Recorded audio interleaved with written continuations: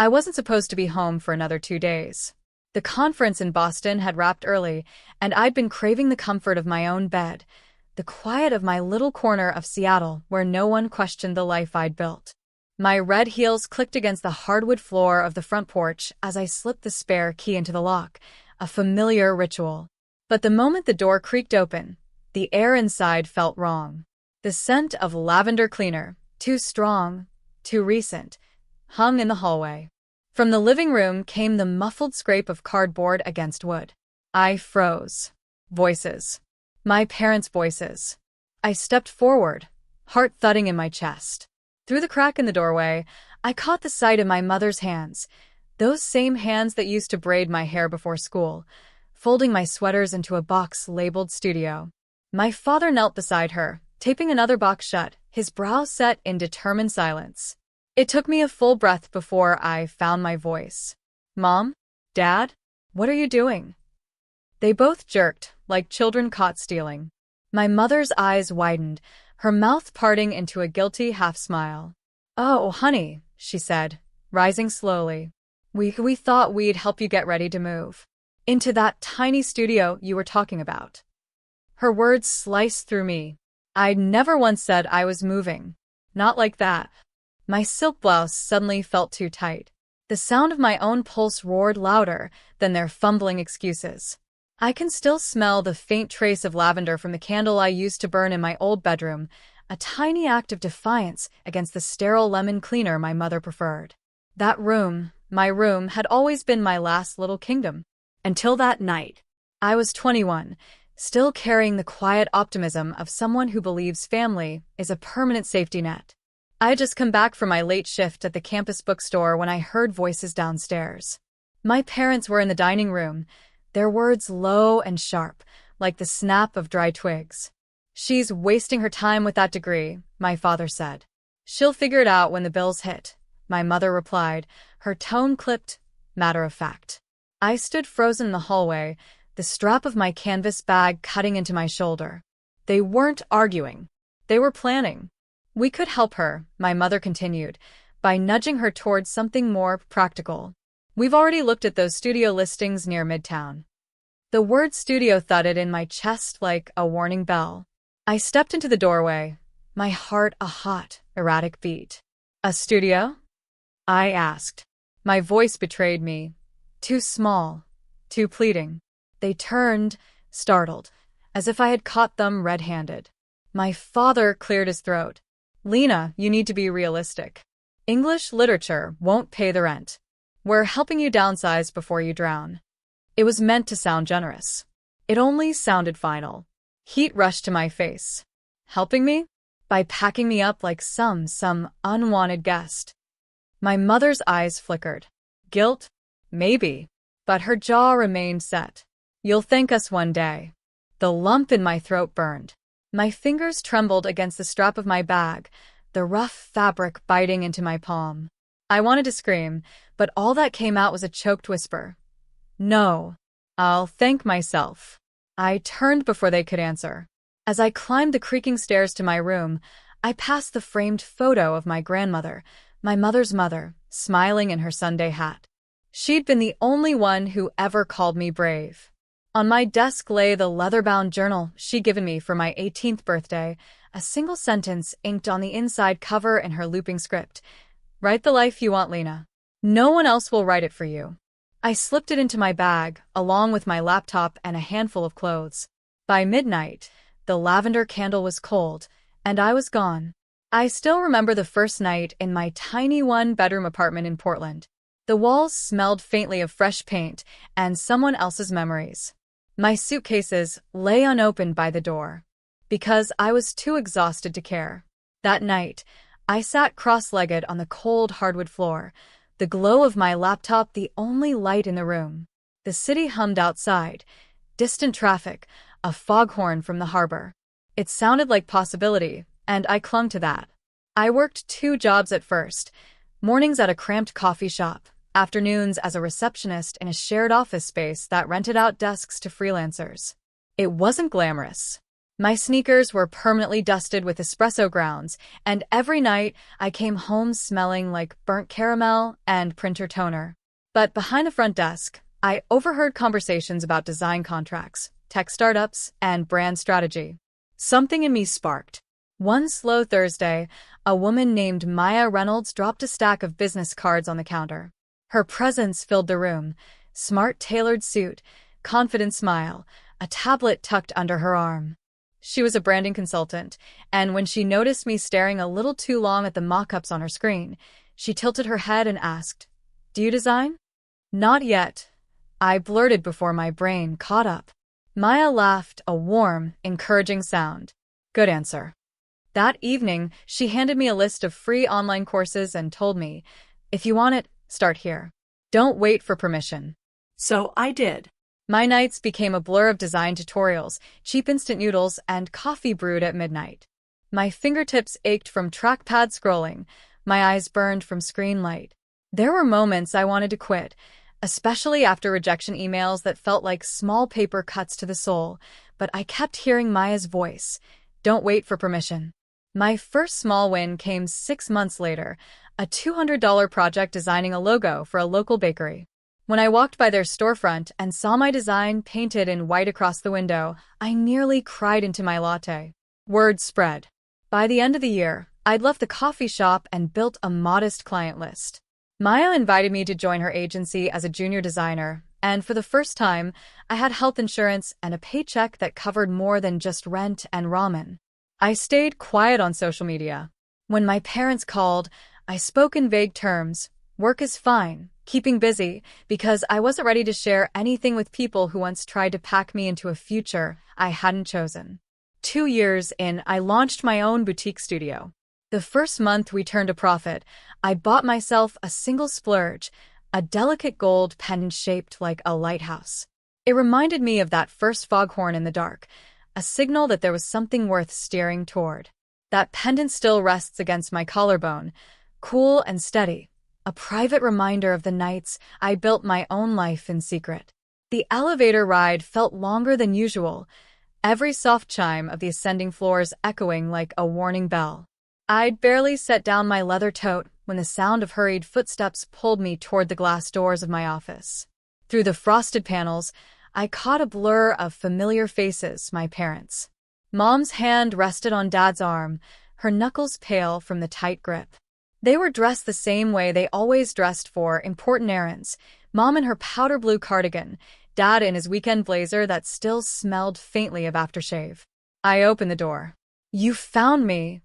Mom blinked, clearly startled by the airy light of the corner office, the panoramic view of the Manhattan skyline, and the quiet hum of success that hung in the air. Her mouth parted, but no words came out. Dad's eyes flicked from the walnut conference table to the framed magazine covers on the wall, my face on 2 of them. He lingered on the gleaming plaque near the window. Founder and CEO, Lila Morgan, Blue Harbor Creative. His brows pulled together. "Lila, this is mine." I finished for him, crossing the oak-hued floor in heels that clicked like a slow metronome. The tension clung to the room like static. I could almost hear their thoughts. How could the daughter they tried to pack into a cramped studio have built this? Mom finally found her voice. We thought you were still in that tiny apartment in Queens. You never said." "I didn't," I said, gently, but without apology. "Because every time I tried to share anything, you reminded me that my dreams were impractical." Dad shifted uncomfortably. "We only wanted what's best for you. A stable life. A safe place." I turned toward the wall of windows, letting the late afternoon sun spill over me like a quiet spotlight. "A safe place," I repeated. "You mean the studio you picked without asking, while you boxed up my things before I even knew I was moving?" The memory of that day, my clothes folded into cardboard without a conversation, flashed like a scar across my mind. I steadied my breath. "I built this," I said, sweeping a hand toward the custom bookshelves lined with first edition design manuals and the curated art from local women painters. "I worked nights. I pitched to people who didn't even bother to remember my name the first time. I stayed when it was easier to quit." Mom's eyes glistened. Lila, I didn't need saving, I said, voice low but firm. I needed belief. Silence. Only the soft hum of the city far below filled the space. Dad cleared his throat, but the words never came. His gaze drifted to the polished brass award on my desk, National Young Innovator of the Year. For the first time in years, I watched their certainty crumble. It wasn't spite I felt, it was release. I invited you here, I continued, because you deserve to know the truth before you hear it from someone else. This company, my company, just signed a multi-million-dollar partnership. And tomorrow, my story goes public. Their eyes widened in unison. This is the life I chose, I said softly. Not the one you boxed me into. Mom took a tentative step forward, her voice a whisper. We underestimated you. The weight of that simple sentence loosened something in my chest. I met her gaze. Maybe. But today isn't about blame. It's about understanding what I've become, and what we can still be if we choose better. The sun slid lower, casting the room in molten gold. I stood there, shoulders squared, letting them absorb the magnitude of who I had become, and for once, I didn't fill the silence. I let the silence stretch until it hummed like the soft tension before a summer storm. My parents, who once couldn't pack my boxes fast enough, now stood in the middle of my sunlit loft, taking in every detail they had never imagined. The gallery white walls hung with original art, the view of the city's skyline bleeding gold through the floor-to-ceiling windows, the quiet authority of a space that belonged entirely to me. Mom finally spoke, her voice small. Madison, we don't, I said gently, lifting a hand. Not yet. I moved toward the marble island, my heels clicking like a slow metronome, and set down 2 mugs of coffee. The scent of dark roast curled between us, grounding me. I had rehearsed this moment in countless late-night drives home, but standing here, successful, steady, I felt something unexpected. Not anger, not triumph. Just clarity. You both taught me how to survive. I began, my voice steady. Even if you never meant to. You taught me that when the people who are supposed to believe in you don't, you find a way to believe in yourself.